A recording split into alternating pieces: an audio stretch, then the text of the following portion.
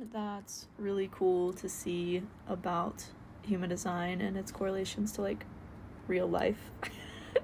Because listening to the founder Ra talk about it, it's like there's still so many things he didn't really fully grasp because he was just channeling, and he intellectually knew about a lot of these things but didn't know how to embody or integrate them into real life, which is what I believe it is my work to do, and a lot of people that are bringing human design in a way that's more practical and tangible and breaking it down from his like very intellectual heady way of describing it and sharing it with the world is like actual embodiment integration. And it's a system that's still evolving. Like the spleen center, we totally understand, we totally know the spleen center. It's animalistic, it's instinctive, it's survival awareness, it's what we have lived as human beings ever since the beginning of time. And Rahu, the founder of human design, was splenic. He was a splenic ego manifester. He had a defined spleen connected to his ego, I believe. Yeah, I think he had the 4426.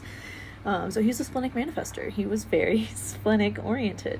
But something he deeply did not understand was the solar plexus. And something we truly still don't really understand is the solar plexus and the emotional center, because it's still going through a mutation. It's still evolving. And we're really not going to see how powerful the solar plexus and the emotional center and authority is until 2027, when we really will start to see the full scope of what it looks like and be more, that mutation, that evolvement will be, that evolution, I'll say, will be more apparent. It will be more obvious.